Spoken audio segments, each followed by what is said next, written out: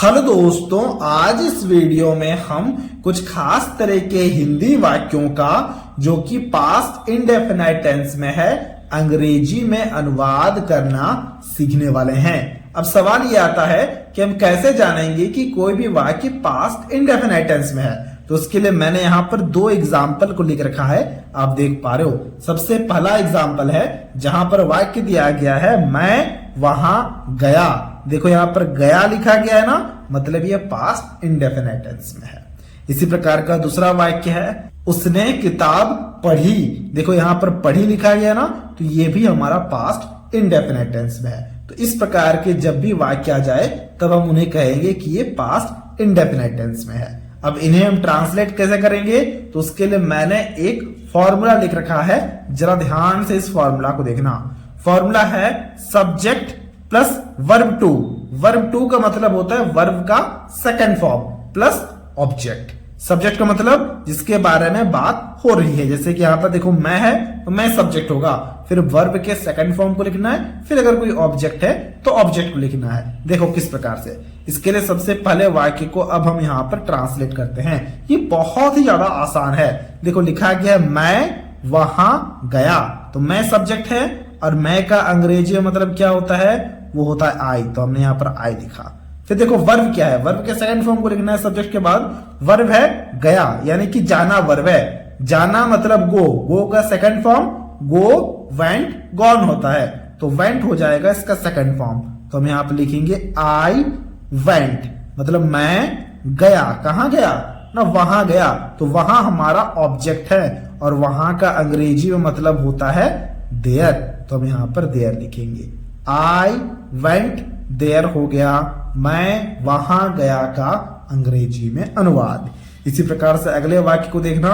अगले वाक्य में लिखा गया है उसने किताब पढ़ी। पढ़ी लिखा गया है, यानी कि स्त्री के बारे में बात हो रही है, तो इसलिए हम यहाँ पर सबसे पहले उसने के लिए सी लिखेंगे।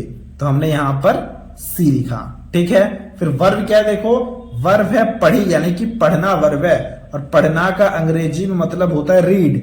रीड के सेकंड फॉर्म को लिखना है, रीड, रेड, रेड होता है, तो हम यहाँ पर रेड लिखेंगे।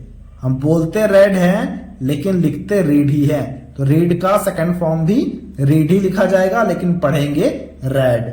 सी रेड मतलब उसने पढ़ी। क्या पढ़ी ना, किताब पढ़ी।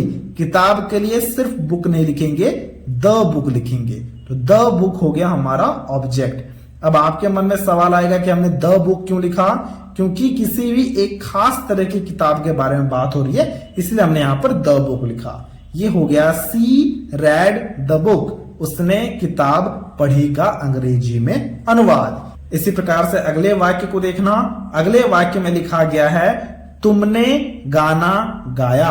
अब तुमने के लिए हम यहाँ पर यू लिखेंगे, तुम या फिर तुमने, इसके लिए हम यू शब्द का प्रयोग करते हैं, तो हमने यहाँ पर यू लिखा। वर्ब है गाया, यानी कि जो कि गाना क्रिया होता है वो वाला गाया। गाना का जो कि क्रिया होता है उसका अंग्रेजी में मतलब होता है सिंग। सिंग के हमें सेकंड फॉर्म को लिखना है, सिंग, सैंग, संग होता है, तो हम यहां पर सैंग लिखेंगे। यू सैंग मतलब तुमने गाया। क्या गाया ना, गाना गाया। अब यहां पर गाना के लिए लिखेंगे अ सॉन्ग। सिर्फ सॉन्ग नहीं लिखते हम, जब गाना जो कि बजता है उसके लिए हम अ सॉन्ग शब्द का प्रयोग करते हैं। यू सैंग अ सॉन्ग हो गया तुमने गाना गाया का अंग्रेजी में अनुवाद। इसी प्रकार से अगले वाक्य को देखना।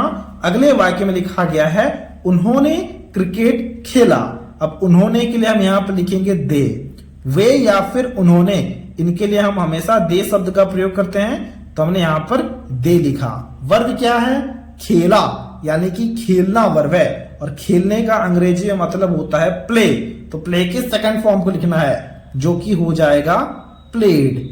दे प्लेड मतलब उन्होंने खेला। क्या खेला ना, क्रिकेट खेला, तो इसलिए हम यहां पर क्रिकेट लिखेंगे। दे प्लेड क्रिकेट हो गया उन्होंने क्रिकेट खेला का अंग्रेजी में अनुवाद। इसी प्रकार से अगले वाक्य को देखना। अगले वाक्य में लिखा गया है हमने फिल्म देखा। अब इसके ट्रांसलेशन को अभी आपको खुद से करना है। अब देखो देखा लिखा गया है, इसको अंग्रेजी में हम लिखेंगे वॉच्ड। वॉच का मतलब होता है देखना, लेकिन देखा लिखा गया है तो इसका सेकंड फॉर्म हो जाएगा वॉच्ड। क्या ये बात आप समझ पा रहे हो? बिल्कुल समझ पा रहे होगे। और देखो यहाँ पर फिल्म लिखा गया ना, तो हम यहाँ पर सिर्फ फिल्म नहीं लिखेंगे, द फिल्म लिखेंगे। मैं यहाँ पर द को लिख देता हूं। जैसे कि किताब के लिए हमने क्या लिखा था, देखो यहाँ पर किताब के लिए द बुक लिखा था, वैसे फिल्म के लिए द फिल्म लिखेंगे। ठीक है, अब इसके ट्रांसलेशन को अभी आपको खुद से करना है और हमसे कमेंट सेक्शन में जरूर से जरूर शेयर करना है। तो ये था आज का वीडियो। अगर आपको ये वीडियो अच्छा लगा है तो इस वीडियो को एक लाइक जरूर से जरूर कर देना, और कुछ इसी तरह के वीडियोस को देखने के लिए आप हमारे चैनल को भी सब्सक्राइब कर सकते हो।